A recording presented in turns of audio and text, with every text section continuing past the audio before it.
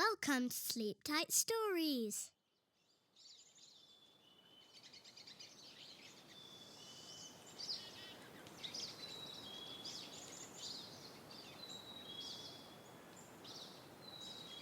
Rabbit and the Moon Man. Once, long ago, Rabbit lived with his old grandmother deep in the Canadian forest, far from all other people. He was a great hunter, and all around, far and near, he laid snares and set traps to catch game for food. It was winter, and he caught many little animals and birds. He brought them home daily to feed himself and his old grandmother, and he was well pleased with his success. But after some weeks had passed, he was unable to catch any game. He always found his traps and snares empty. Although many tracks were always around them, and there were many signs that animals were prowling about. He knew then that he was being robbed nightly, and that a thief was pilfering his traps.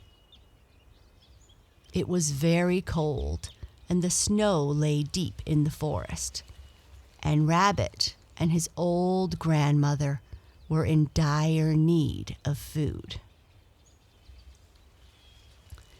Every morning, Rabbit rose very early and hurried off to his traps. But always he found them empty, for the thief had been ahead of him.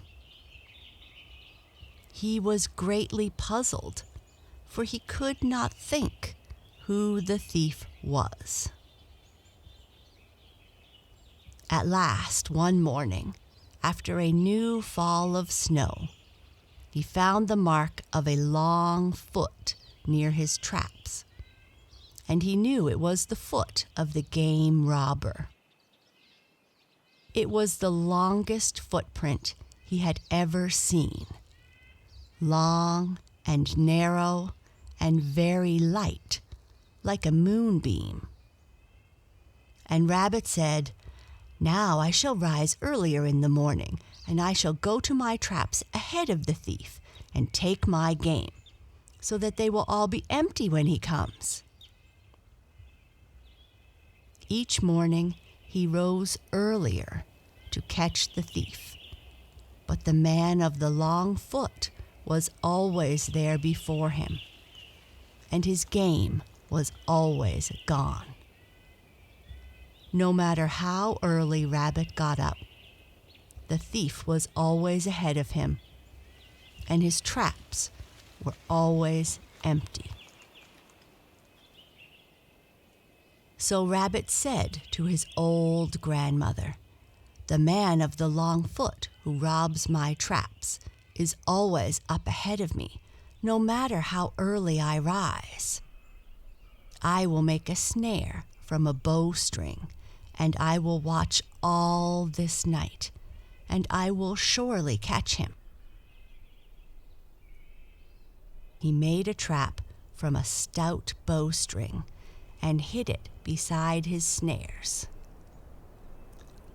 and took the end of the bowstring some distance away to a clump of trees behind which he hid. He hoped that the thief would step into the trap. Then he would pull the bowstring and tie him fast to a tree.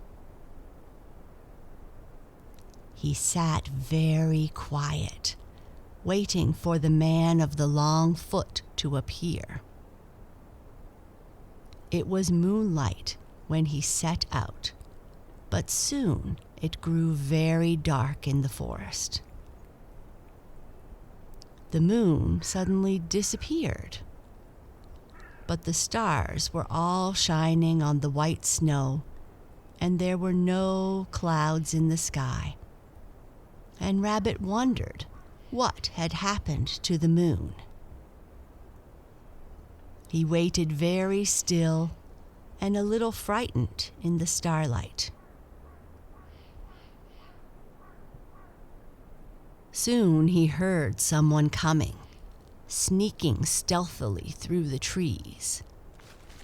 Then he saw a white light which dazzled his eyes. The light went towards the snares until it stopped just at the trap Rabbit had set. Then Rabbit pulled the bowstring, closed the trap as he had hoped, and tied the string fast to a tree. He heard sounds of a struggle, and he saw the white light move from side to side. But he knew that he had his prisoner fast, and that the man of the long foot was caught at last. He was much afraid of the white light, and he ran home as fast as he could and told his own grandmother that he had caught the game robber in the trap, and that he did not know who he was, for he was too frightened to look. And his grandmother said, "You must go back and see who it is, and tell him he must stop robbing your snares." But Rabbit said, "I do not want to go until daylight, for the moon has gone down and the forest is very dark." But his grandmother said, "You must go." So poor Rabbit, although he was very frightened by what he had seen, set out again for his traps. When he drew near to his snares, he saw that the white light was still shining. It was so bright that his eyes were dazzled, and he had to stop far from it. Then he approached nearer, but his eyes soon became very sore. There was a stream flowing beside him, and he bathed his eyes in the cold water. But it brought him no relief, and his eyes felt hot and red, and tears fell from them because of the dazzling light. Then he took great handfuls of snow and threw snowballs at the light, hoping thereby to put it out. But when the snowballs came near to the light, they melted and fell down like rain. Then, with his eyes still smarting, Rabbit, in his rage, scooped up great handfuls of soft, black mud from the bottom of the stream, and forming it into balls, he threw them with all his force at the white light. He heard them strike something with a dull thud, and he heard loud yells from the prisoner, the man of the long foot, behind the shining light. Then a voice came from the light saying, "Why did you snare me? Come and untie me at once. I am the man in the moon. It is near to the morning, and before dawn I must be on my way. You have already spotted my face with mud, and if you do not loose me at once, I shall kill all your tribe." Poor Rabbit was more frightened than before, and he ran home and told his old grandmother what had happened. And his grandmother was also very frightened, for she thought that no good could come of it. And she told Rabbit to go back at once and untie the man in the moon, for the night was almost spent, and the dawn would soon be breaking.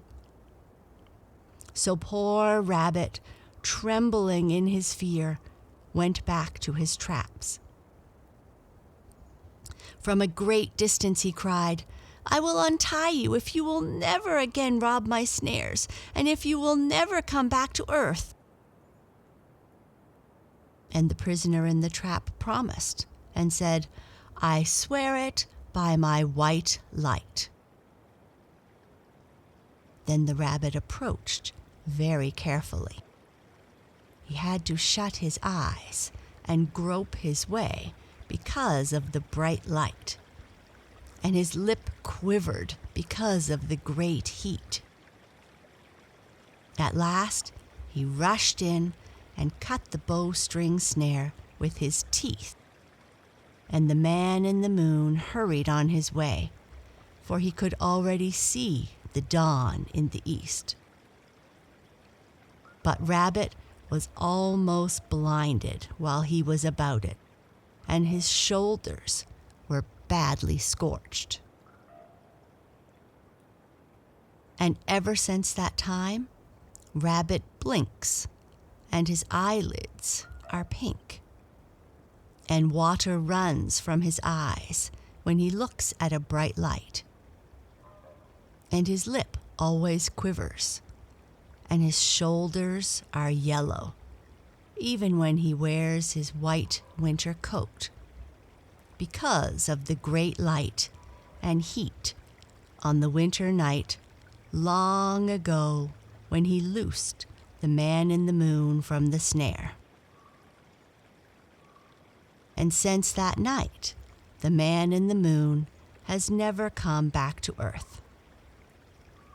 He stays at his task in the sky, lighting the forest by night. But he still bears on his face the marks of the black mud which Rabbit threw at him. And sometimes for several nights he goes away to a quiet place where he tries to wash off the mud. And then the land is dark. But he never succeeds in cleaning himself. And when he comes back to his work, the marks of Rabbit's mud balls are still upon his shining face.